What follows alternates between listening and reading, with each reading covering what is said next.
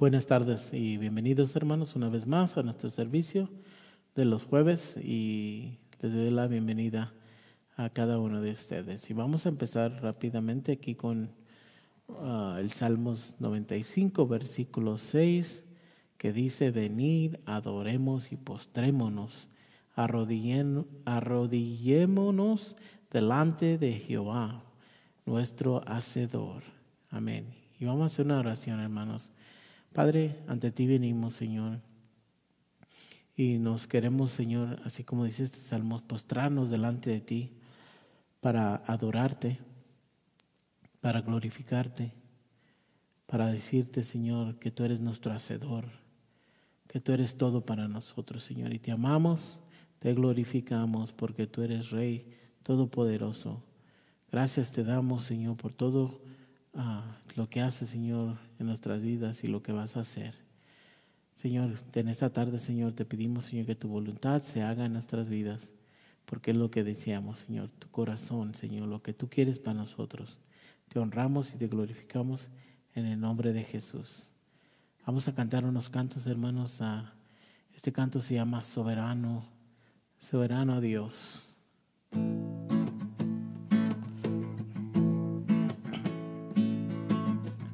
Tu voluntad aceptaré. Tú eres soberano, Dios. Tú sabes lo que me hace falta, sabes lo que necesito. Solo de ti quiero aprender. Enséñame a caminar. Quiero confiar en ti, Señor. Mi vida quiero que gobiernes, no tengo más que ofrecerte. Acepta hoy todo mi ser. Tu voluntad aceptaré. Tú eres soberano, Dios. Tú sabes lo que me hace falta, sabes lo que necesito. Solo de ti quiero aprender. Enséñame a caminar. Quiero confiar en ti, Señor. Mi vida quiero que gobiernes, no tengo más que ofrecerte. Acepta hoy todo mi ser. En tus manos, Señor, tómame. Como barro moldea mi ser. Todo lo que estorbe de mi vida quitaré. Haz de mí lo que quieras, Señor. En tus manos, Señor, tómame. Como barro moldea mi ser. Todo lo que estorbe de mi vida quitaré. Haz de mí lo que quieras, Señor. Tu voluntad aceptaré. Tú eres soberano, Dios. Tú sabes lo que me hace falta, sabes lo que necesito. Solo de ti quiero aprender. Enséñame a caminar. Quiero confiar en ti, Señor. Mi vida quiero que gobiernes, no tengo más que ofrecerte. Acepta hoy todo mi ser. Tu voluntad aceptaré. Tú eres soberano, Dios. Tú sabes lo que me hace falta, sabes lo que necesito. Solo de ti quiero aprender. enséñame a caminar. Quiero confiar en ti, Señor. Mi vida quiero que gobiernes, no tengo más que ofrecerte. Acepta hoy todo mi ser. En tus manos, Señor, tómame. Como barro moldea mi ser. Todo lo que estorbe de mi vida quitaré. Haz de mí lo que quieras, Señor. En tus manos, Señor, tómame. Como barro moldea mi ser. Todo lo que estorbe de mi vida quitaré. Haz de mí lo que quieras, Señor. En tus manos, Señor, tómame. Como barro moldea mi ser. Todo lo que estorbe de mi vida quitaré. Haz de mí lo que quieras, Señor. En tus manos, Señor, tómame. Como barro moldea mi ser. En tus manos, Señor, tómame. Como barro moldea mi ser. Y una vez más. En tus manos, Señor, tómame. Como barro moldea mi ser. Todo lo que estorbe de mi vida quitaré. Haz de mí lo que quieras, Señor. Todo lo que estorbe de mi vida quitaré. Haz de mí lo que quieras, Señor. Todo lo que estorbe de mi vida quitaré. Haz de mí lo que quieras, Señor.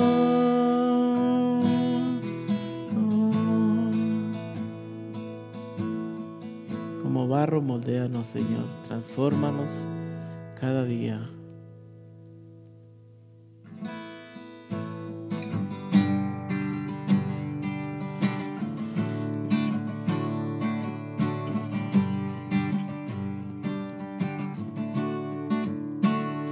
Al que es digno mi adoración, al que es inigualable, Dios de toda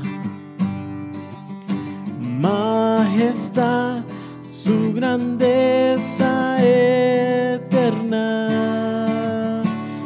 y al que es digno de adoración, al que es inigualable, Dios de toda majestad, su grandeza eterna.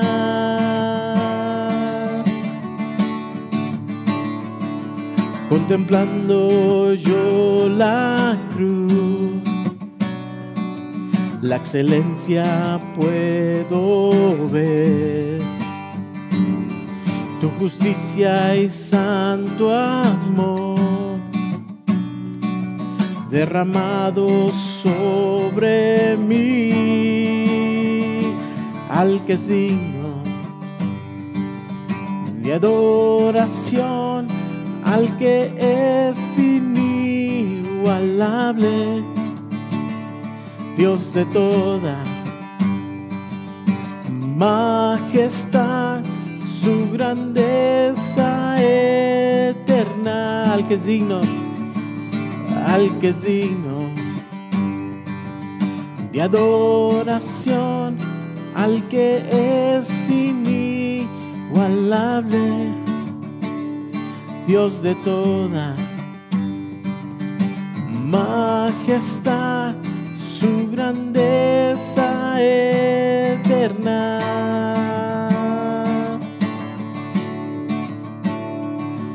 Contemplando yo la cruz, la excelencia puedo ver, tu justicia y santo amor derramado sobre mí, al que es digno de adoración, al que es inigualable, Dios de toda majestad, su grandeza eterna.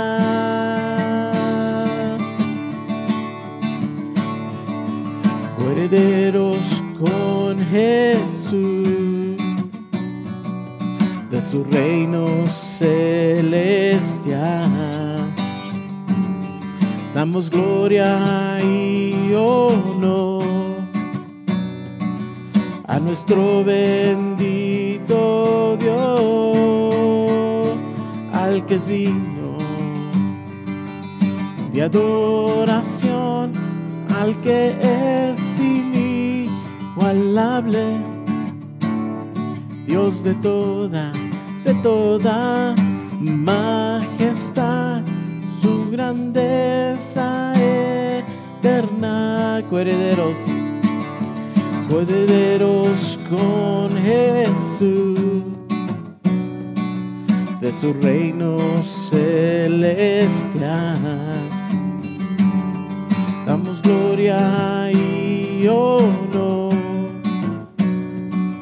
a nuestro bendito Dios, al que es digno de adoración, al que es inigualable, Dios de toda majestad, su grandeza eterna. A ti que eres digno, Señor, te alabamos, te glorificamos.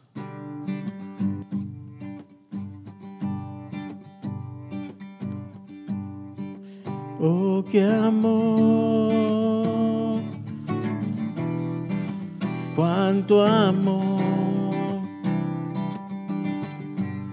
En el camino a la cruz manifestaste tu amor por mí. Oh, qué amor, cuánto amor. En el camino a la cruz manifestaste tu amor por mí. Mi Jesús, en cada paso que tú dabas al morir por mí, cada golpe recibido con gran odio y rencor, estabas pensando en mí, estabas pensando en mí, estabas pensando en mí, estabas pensando en mí.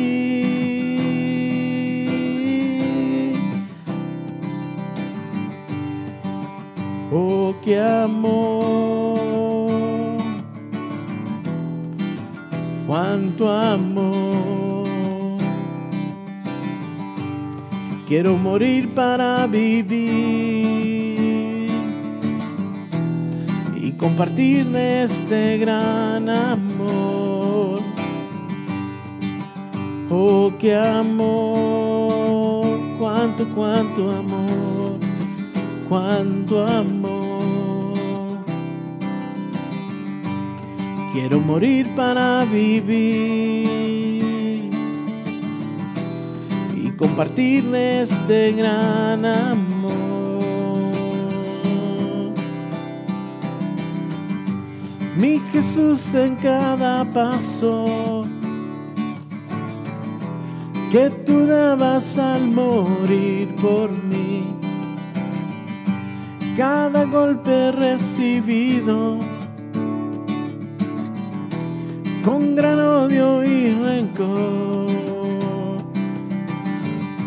Mi Jesús, en cada paso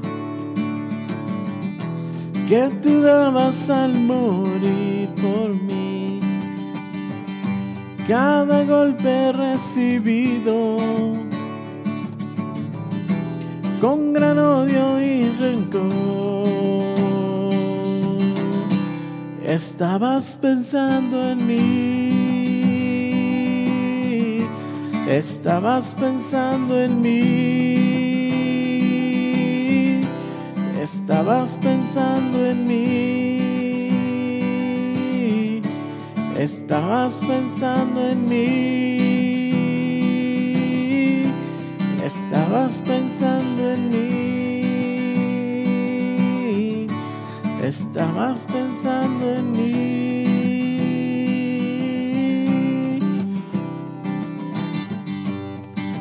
Oh, qué amor, cuánto amor. Quiero morir. Quiero morir para vivir y compartir de este gran amor. Oh, qué amor, cuánto amor, cuánto amor. Quiero morir para vivir y compartir de este gran amor. Mi Jesús, en cada paso que tú dabas al morir por mí, cada golpe recibido con gran odio y rencor. Estabas pensando en mí, oh, estabas pensando en mí, estabas pensando en mí, oh, estabas pensando en mí, estabas pensando en mí, oh, estabas pensando en mí.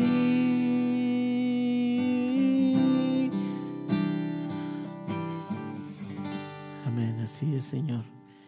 Cada paso, cada golpe que recibiste, Señor, pensabas en nosotros por ese gran amor que tuviste por nosotros, y por eso te damos gracias. Gracias te damos por este tiempo, Señor. Gracias por tu palabra. En el nombre de Jesús. Amén.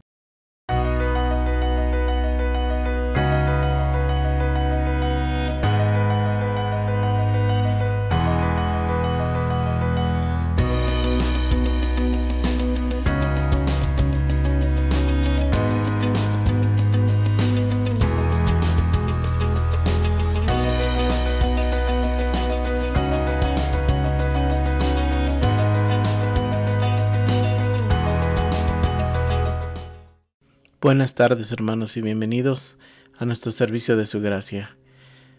Estamos una vez más aquí reunidos.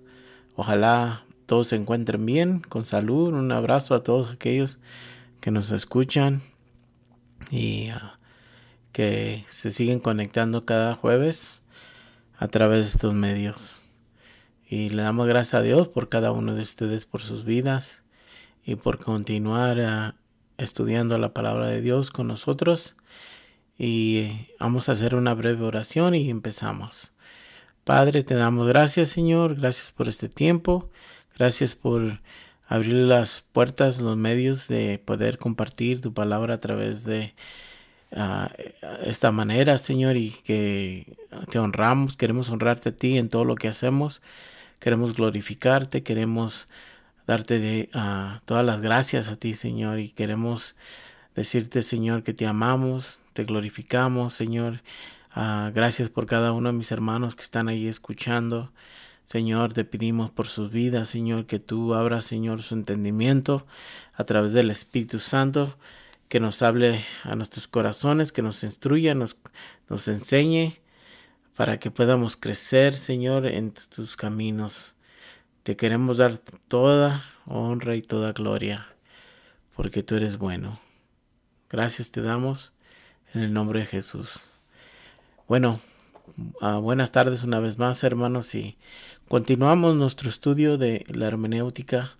Estamos en la parte número 17 y ya vimos dos partes.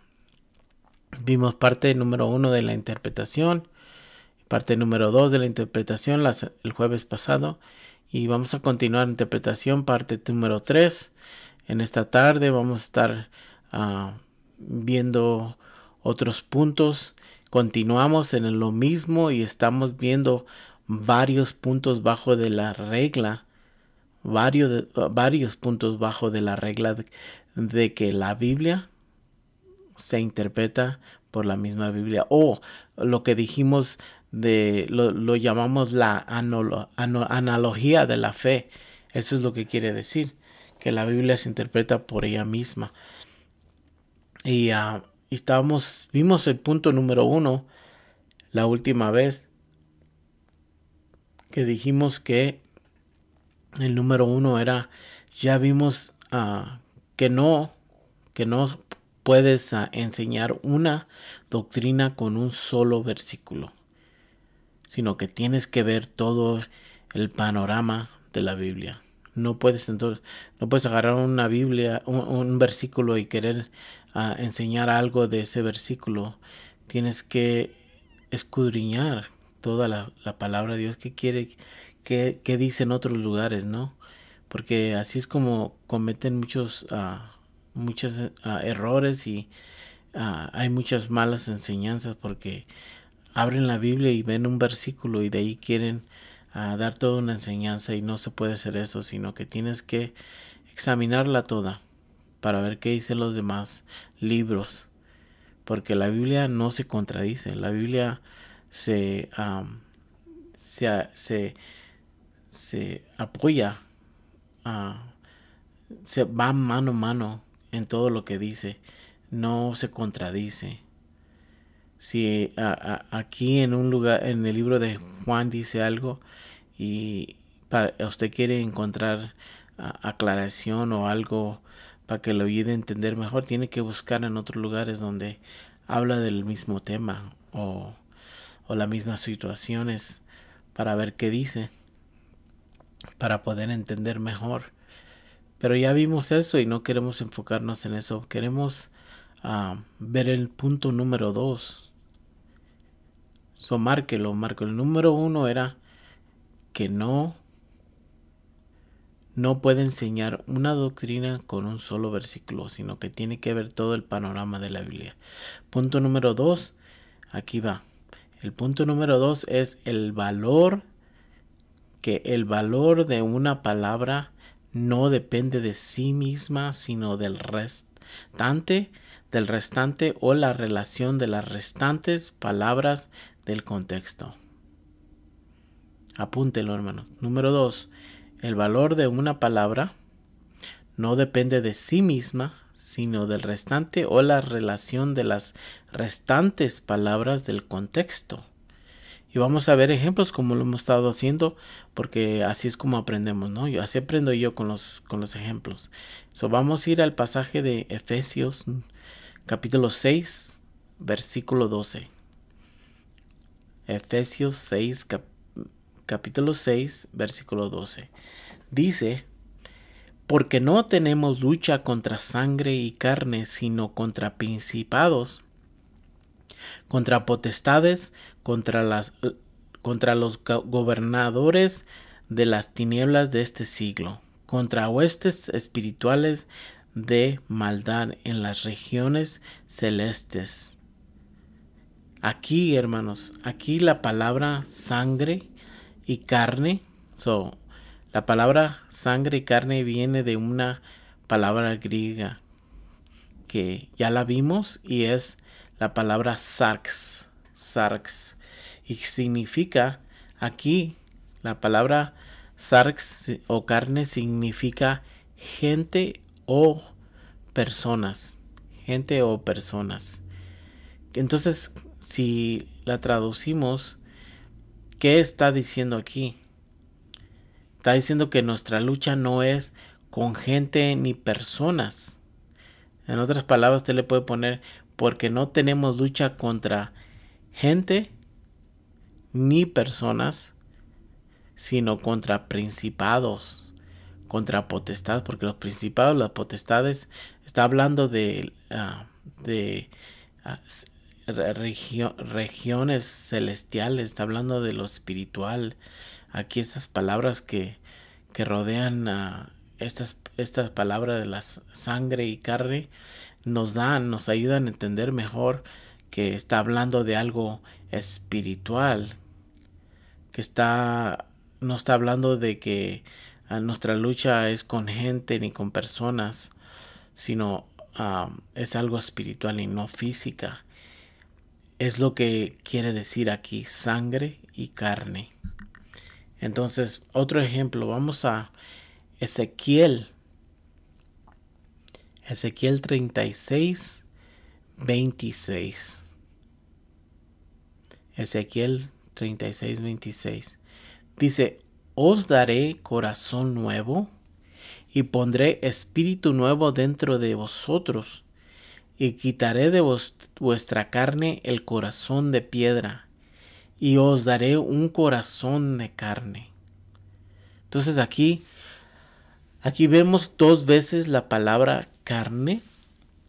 La primera que es la palabra basar, que significa vida o cuerpo humano.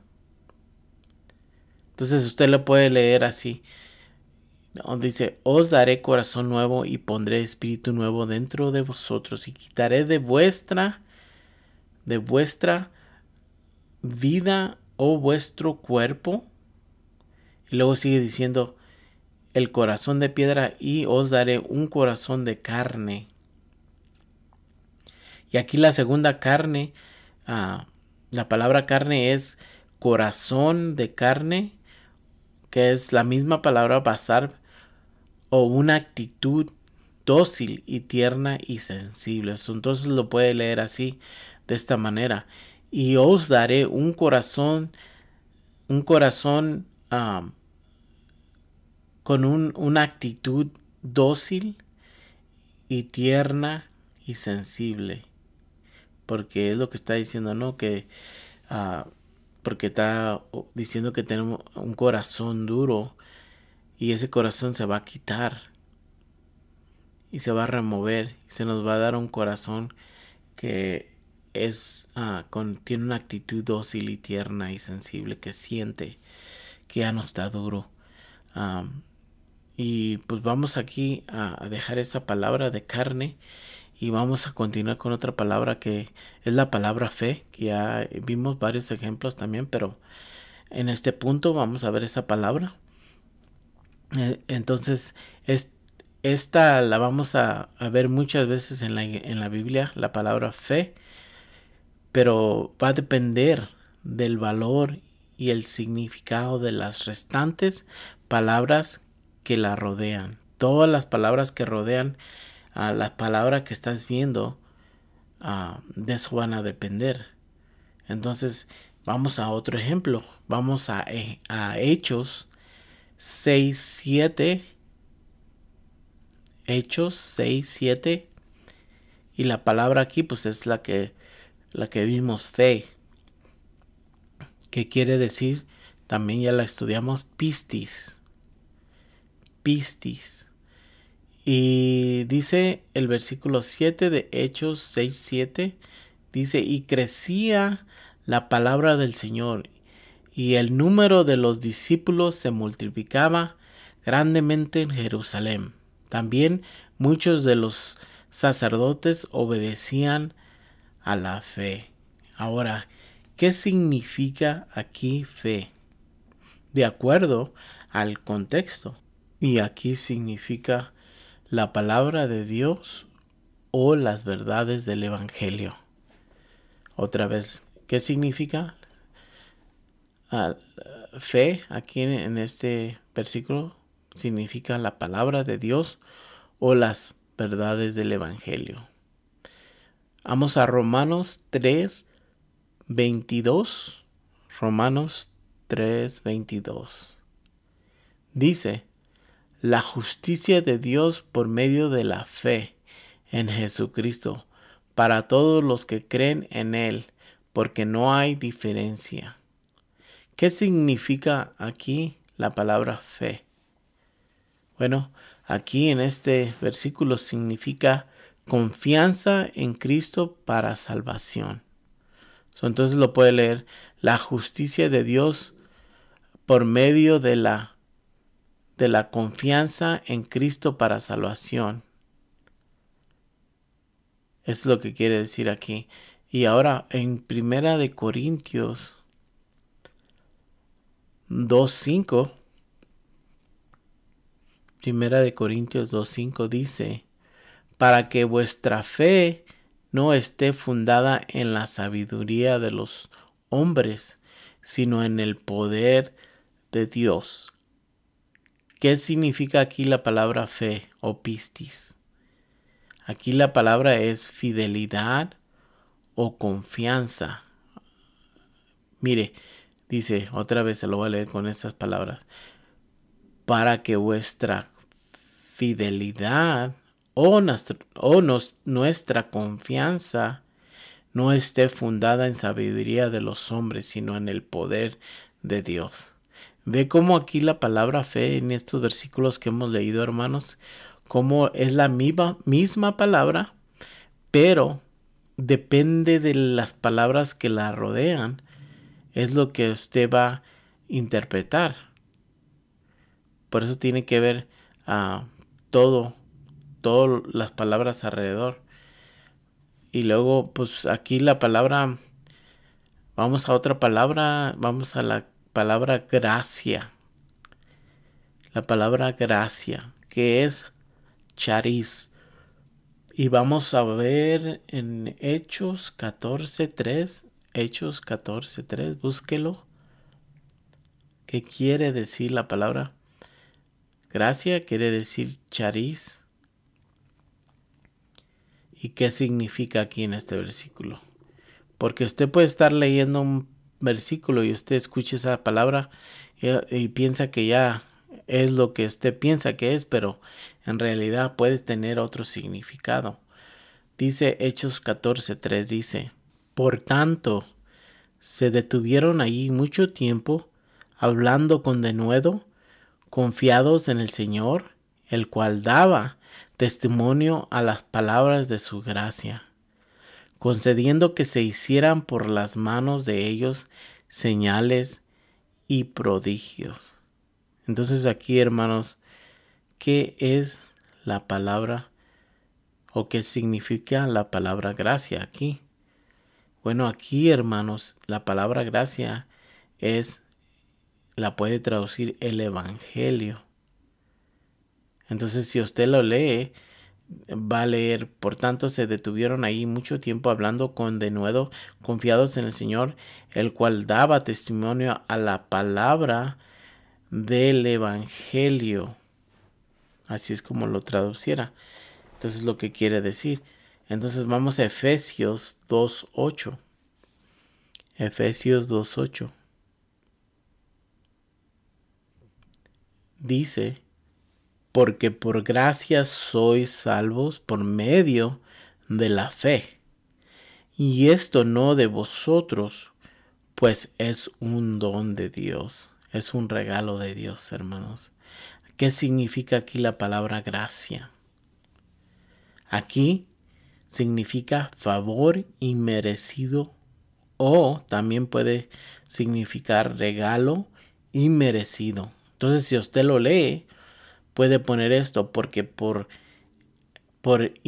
favor inmerecido o por regalo inmerecido sois salvos, porque en realidad nadie nos merecemos este gran regalo de Dios, pero es por la gracia de Dios que tenemos la salvación para con nuestro Dios.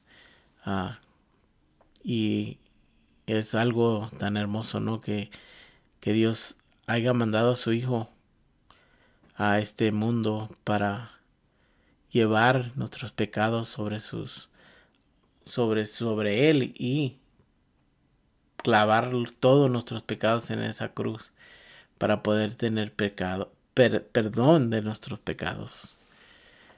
Y ese es el gran amor que tuvo Dios por nosotros. Ahora, hermanos, vamos a continuar con el siguiente punto. Márquelo. El siguiente punto es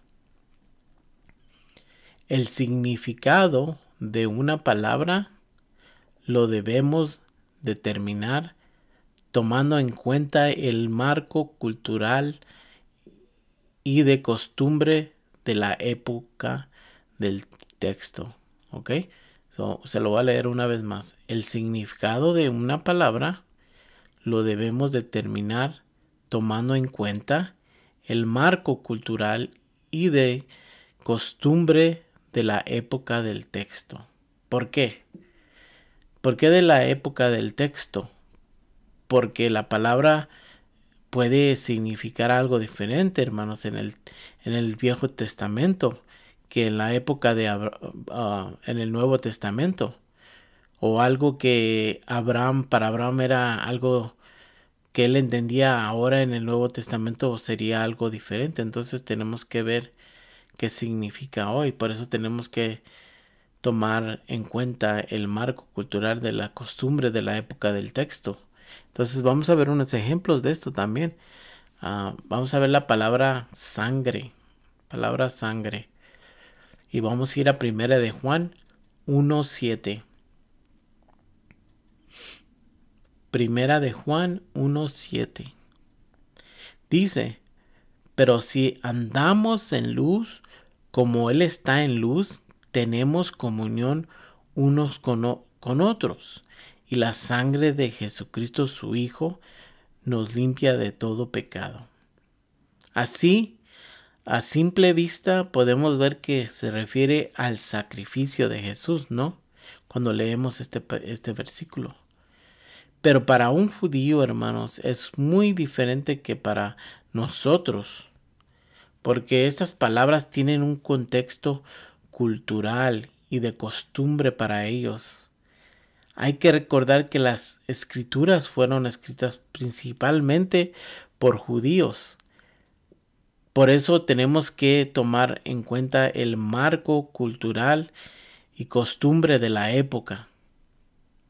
El marco cultural y las costumbres de la época.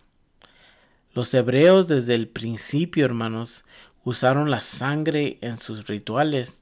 Entonces, ellos entendían bien que la sangre derramada tenía que ver con la expiación de los pecados. Sin esa sangre no podía haber remisión de pecados. Entonces, hablar de la sangre de Cristo es hablar del sacrificio completo y perfecto para el perdón de la humanidad. Eso es el contexto cultural, ¿ok? El contexto cultural. Ahora vamos a Juan 1:29. Juan 1:29. Dice, el siguiente día vio Juan a Jesús, que venía a él y dijo, he aquí el Cordero de Dios que quita el pecado del mundo. ¿Cuál es la palabra del marco cultural aquí, hermanos? ¿Cuál es la palabra del marco cultural aquí? Bueno, si usted ve, aquí es la palabra cordero, cordero. Jesús no era un cordero como hoy nosotros lo entendemos, no, no un animalito, un cordero. Pero sin embargo, el judío, hermanos, cuando él entendía muy bien estas palabras cuando estaban escuchando a Juan, esto entraba en su marco cultural y costumbre, porque el sacrificio tenía que ser por un cordero macho y sin mancha y sin defecto. Por eso Juan usó esta palabra cuando él hablaba de esto, para que los que lo oyeran pudiesen identificar a Jesús como el verdadero sacrificio perfecto. El judío que estaba muy bien familiarizado con esto lo entendía muy bien. Estaba relacionando el cordero con el verdadero y perfecto sacrificio que iba a satisfacer la justicia de Dios. Que sabemos que el único que hizo eso fue a nuestro Señor Jesucristo, el cordero que quita el pecado del mundo. Lo quitó. No solo fue como en el Viejo Testamento que era tapar nomás y ahí estaba, sino que lo quitó y lo echó al más profundo del mar y ya nos perdonó. Otra palabra, hermanos, vamos a ver en Juan 1:14. Juan 1:14. ¿Qué dice allí, hermanos? Dice: y aquel verbo fue hecho carne y habitó entre nosotros, y vimos su gloria, gloria como la del unigénito del Padre, lleno de gracia y de verdad. Aquí la palabra que quiero que veamos, hermanos, es la palabra y habitó, donde dice: y aquel verbo fue hecho carne y habitó. Habitó, ¿qué quiere decir habitó? Bueno, la palabra usted la puede traducir a tabernáculo. Recuerde que en el pasado, ¿qué hicieron? Hicieron un tabernáculo, ¿se acuerda?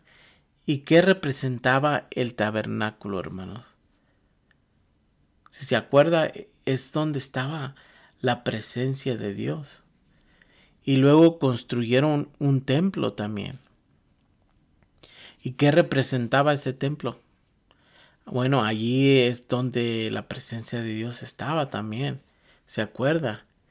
Pero ambas cosas, el tabernáculo y el templo, aquí apuntaban a una persona, apuntaban a Cristo Jesús. Cuando Cristo se hizo carne y empezó su ministerio, que aquí Juan lo está manifestando, dice que habitó entre nosotros. Habitó entre nosotros. Entonces, ¿qué habitó entre nosotros? Es la pregunta.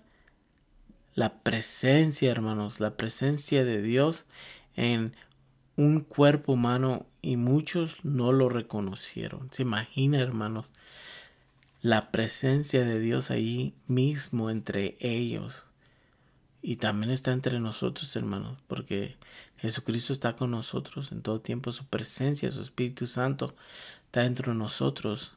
Él está con nosotros. Esto tiene que ver con un contexto, hermanos, otra vez, un contexto cultural. ¿Ok? Entonces el judío entendía muy bien qué estaba diciendo Juan. Lo entendían, lo comprendían. A nosotros lo escuchamos y para nosotros un cordero, pues no estamos impuestos. Pero el judío entendía que Juan estaba diciendo que la presencia de Dios se había encarnecido y habitado entre nosotros. Porque en dónde miraron los judíos la gloria y la presencia de Dios? Bueno, la respuesta es en el tabernáculo y en el templo. Y cuando Juan usa la palabra habitó, ellos saben de qué está hablando. Habitar en el templo, en el tabernáculo. Y así hay muchas palabras, hermanos, que tienen que ver con todo esto. Pero ahí vamos a continuar con el punto número 4. Vaya conmigo. Punto número 4 dice, márquelo, tomar las frases o las palabras en su contexto, analizando versículos anteriores y posteriores.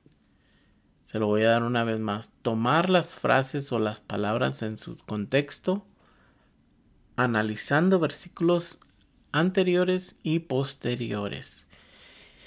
Y vamos a ver unos ejemplos. Vamos a ver Marcos 9, versículo 18 al 23. Marcos 9, 18 al 23. Y dice, el cual donde quiera que lo toma, le sacude y echa espumarajos y cruje los dientes y se va secando. Y dije a tus discípulos que lo echasen fuera, y no pudieron. Versículo 19. Y respondiendo él les dijo, oh generación incrédula, ¿hasta cuándo he de estar con vosotros? ¿Hasta cuándo os he de soportar? Traérmelo. Y se lo trajeron. Y cuando el espíritu vio a Jesús, escondió con violencia o sacudió con violencia al muchacho, quien cayendo en tierra se revolcaba, echando espumarajos. Versículo 21. Jesús preguntó al padre, ¿cuánto tiempo hace que le sucede esto? Y él dijo, desde niño. Y muchas veces le echa en el fuego y en el agua para matarle. Pero si puedes hacer algo, ten misericordia de nosotros y ayúdanos. Jesús le dijo, si puedes creer, el que cree, todo le es posible. Entonces aquí, hermanos, tenemos una frase que tenemos que tener cuidado, que tenemos que entender, porque si no, vamos a malentender qué quiso decir Jesús. Y vamos a querer enseñar algo que no está allí. Entonces, porque ¿a qué se refiere? Una pregunta, ¿a qué se refiere Jesús cuando dice, al que cree, todo le es posible? Yo sé que muchos usamos esta palabra o esta frase para cuando queremos decir que o enseñar que todo es posible. Y sí, para Dios todo es posible, pero ¿qué está diciendo aquí cuando Él le dice al hombre, el que cree todo le es posible? ¿Se refiere a cualquier cosa o a todo? Esa es mi pregunta. ¿Se refiere a cualquier cosa o a todo? Recuerde que tenemos que tomar las frases o las palabras en su contexto, analizando los versículos anteriores y después. Los versículos anteriores y después. Es obvio, hermanos, que la palabra todo se refiere a lo que está dentro de la voluntad y el acuerdo de Dios en su palabra, ¿no? Tiene que estar en su voluntad y en acuerdo de la palabra de Dios, con la palabra de Dios. Por ejemplo, hermanos, Pablo creyó o tenía fe en 1 Corintios 12, capítulo 12, cuando le pide a Dios que le quite el problema del aguijón en su carne. ¿Usted cree que Pablo tenía fe o creyó en Dios que él podía? Yo creo que sí, él tenía fe en Dios. Él creía que su Dios lo podía hacer. ¿Se lo quitó? No, no se lo quitó. Entonces cuando dice el que cree, al que cree, todo le es posible. No debemos ignorar que, hermanos, que debe estar dentro de la soberanía y la voluntad de Dios. Porque aquí en este marco de aquí de Pablo, donde está en 1 Corintios 12, Dios le dice, bástate mi gloria. ¿Qué le dice? Le dice, bástate mi gloria. No puedes agarrar una frase de la Biblia y agarrarla para enseñar un tema o una enseñanza de algo. Oh, sí creemos que Dios puede hacerlo. Sí creemos. Pero mientras esté bajo su voluntad. ¿Qué le dijo el hombre a Jesús? ¿Si puedes? ¿Podía Jesús, hermanos? Sí, él podía. Y Jesús le dice, si tú puedes creer, el que cree, todo le es posible. Y en este caso, sí era la voluntad de Dios y Dios hizo la obra. Tengamos cuidado en este sentido, ¿no, hermanos? De no querer agarrar una frase y querer enseñar algo con esa frase, algo que no, la Biblia no está enseñando. Ahora, vamos a otro punto. Punto número 5. Y escríbalo. Punto número 5 es, debemos diferenciar entre en las escrituras, debemos diferenciar en las escrituras un principio permanente de un principio temporal. Se lo voy a decir otra vez. Debemos diferenciar en las escrituras de un principio permanente a un principio temporal. Y vamos a ver unos ejemplos. Todas las leyes ceremoniales, los rituales civiles, fueron escritas, hermanos, entre un marco cultural y de su contexto histórico del pueblo de Israel. Tenemos que tener eso en mente cuando leemos las escrituras. Todas esas leyes fueron temporales, principios temporales para una época. Nosotros ya no andamos aquí sacrificando corderitos, ¿verdad? O haciendo ceremonias porque fue un principio temporal del pueblo de Israel. El libro de Levíticos contiene muchas leyes civiles que ya no se guardan, ¿verdad? Por ejemplo, en esas leyes se mencionan animales. ¿Quién de nosotros hoy tenemos animales? Yo creo que puede haber 1, 2, 3 que tienen animales en un ranchito, pero no todos tenemos animales ahorita. Entonces, por ejemplo, dice una de las leyes que si tú sabes que tu buey es bravo y no lo encorralaste y pasa una persona o un esclavo y lo cuerna y lo mata, dice que morirá el buey y también el dueño. Los dos morirán por eso.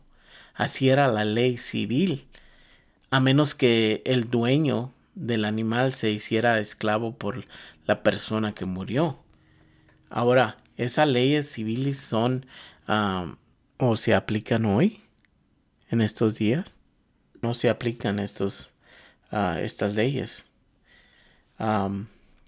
Esos fueron principios temporales para esa época. También los sacrificios fueron temporales hasta que vino el verdadero sacrificio, el verdadero cordero, que fue Jesucristo, que quitó todo el pecado del mundo, como dijo Juan.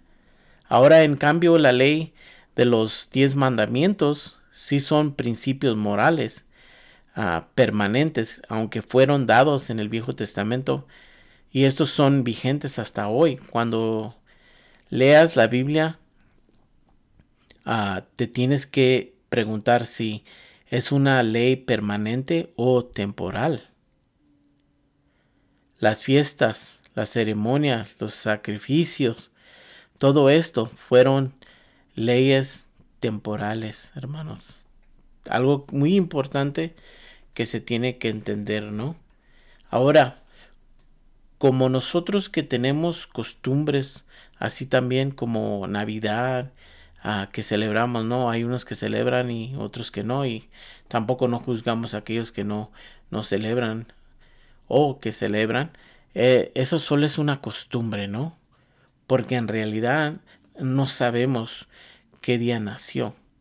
Pero en esa costumbre tenemos, hermanos, un principio moral permanente. ¿Y cuál es ese principio moral permanente? Bueno, eso viene siendo que Jesús nació, que nuestro Salvador nació. Eso es la verdad. Ese es el principio que sabemos que sí nació. Y estuvo entre nosotros, habitó entre nosotros el Salvador, el Rey, el Todopoderoso. La presencia de Dios habitó entre nosotros. El tabernáculo, el templo, así como en el Viejo Testamento que tenía la presencia de Dios, Dios habitó en Jesús.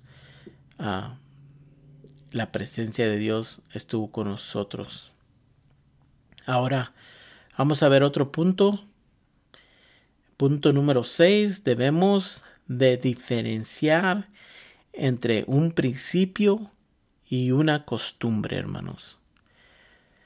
Debemos de diferenciar entre un principio y una costumbre.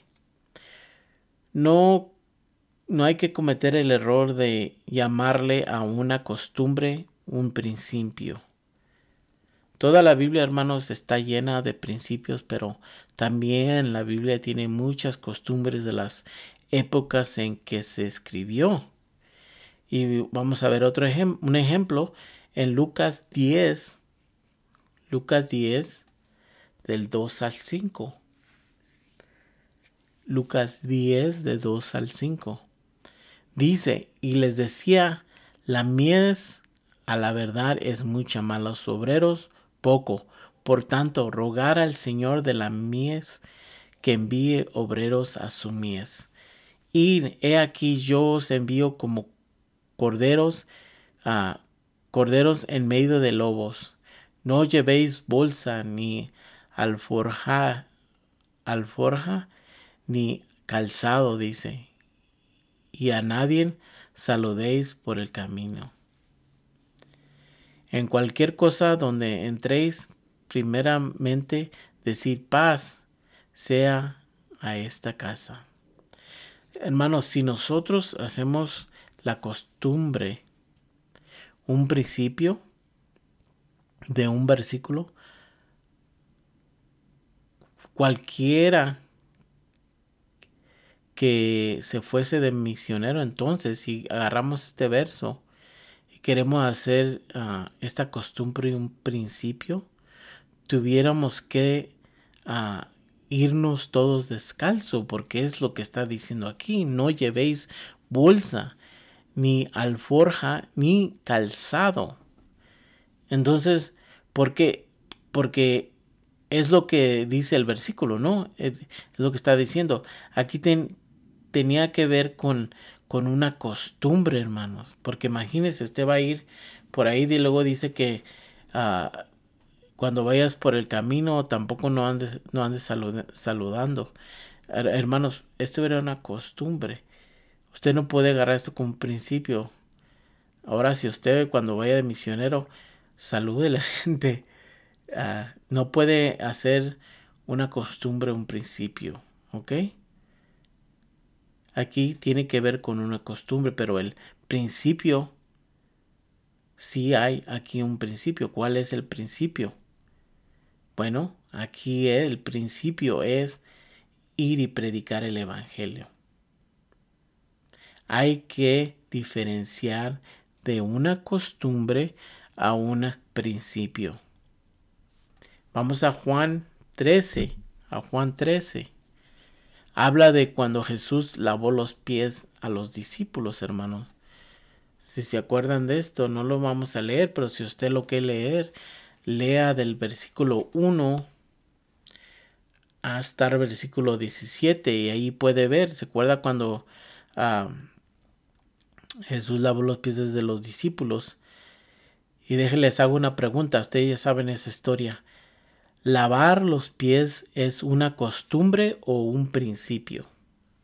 Y conteste ahí con el que esté ahí en su casa al lado, dele la respuesta. Otra vez, ¿lavar los pies es una costumbre o un principio? Si usted dijo que es una costumbre, está correctamente. Cuando alguien llegaba a una casa en esos tiempos, el esclavo más insignificante lavaba los pies y Jesús tomó esa posición para enseñarle a sus discípulos un principio, hermanos. ¿Cuál es el principio que les mostró, les enseñó Jesús? Porque se recuerda, hermanos, que Jesús siempre les estaba enseñando a sus discípulos.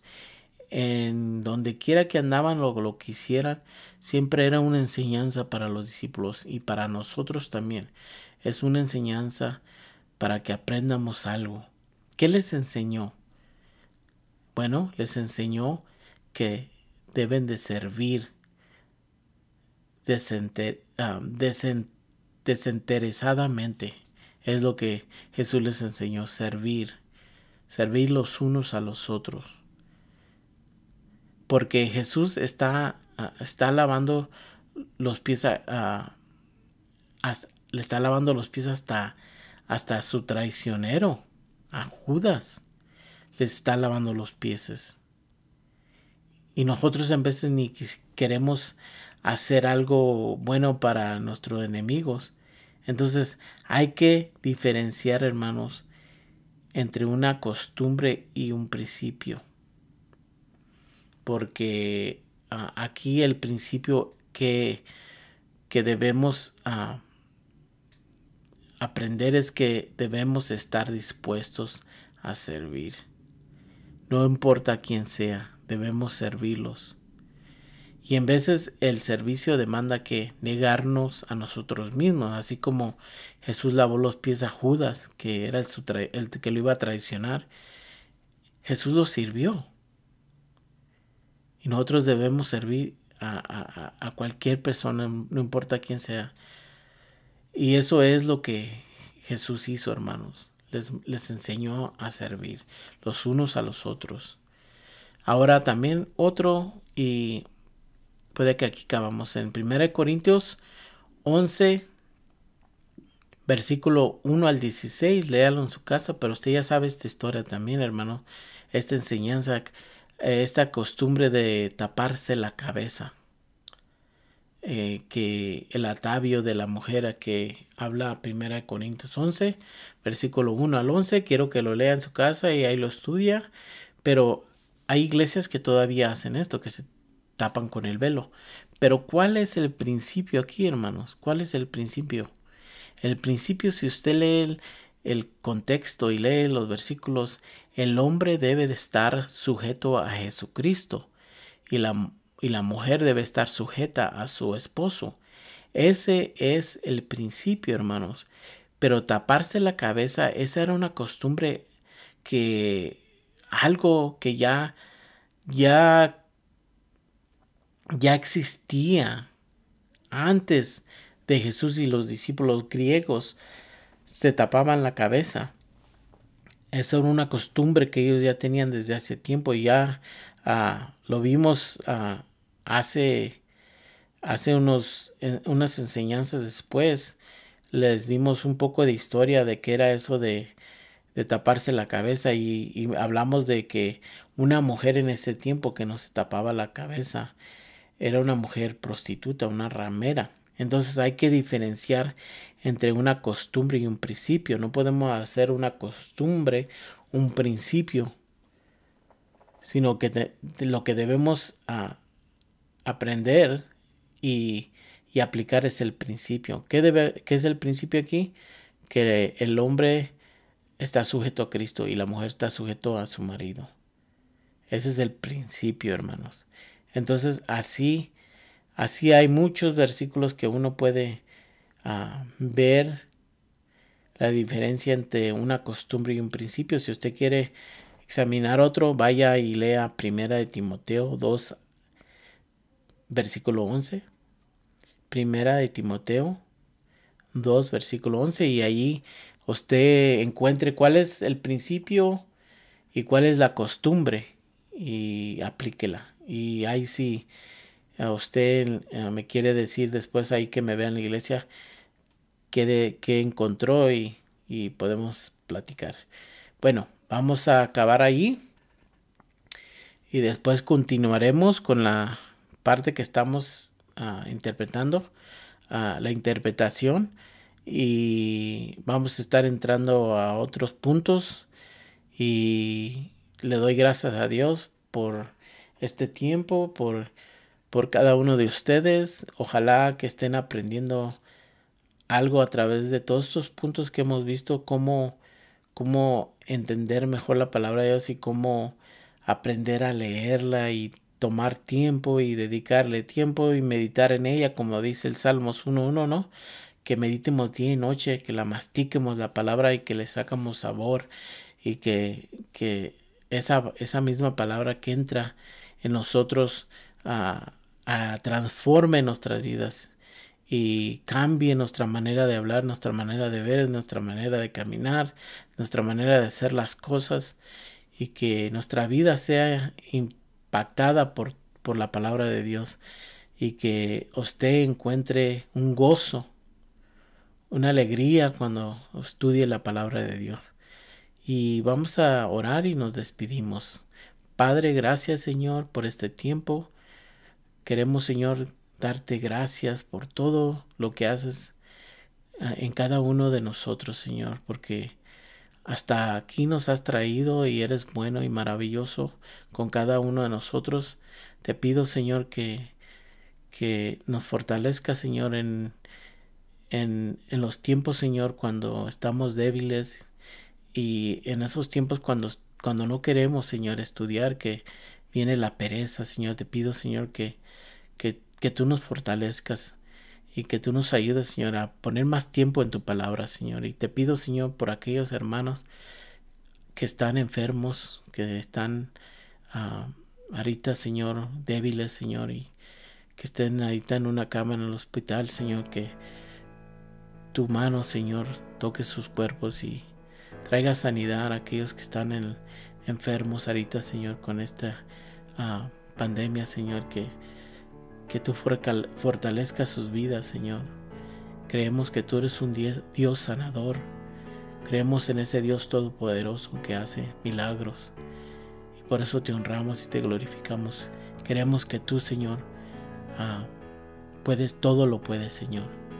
Y creemos que todo lo puedes, como decía ese versículo. Pero, Señor, queremos que tu voluntad se haga en cada vida de cada aquella persona que esté enferma, Señor. Que tú hagas tu voluntad, Señor, y que tú estés ahí con ellos. Sabemos que no los abandonas, Señor, y que tú vas a sacarlos adelante, Señor. Gracias te damos, Señor, porque tú eres bueno y maravilloso. En el nombre de Jesús. Amén. Dios los bendiga, hermanos.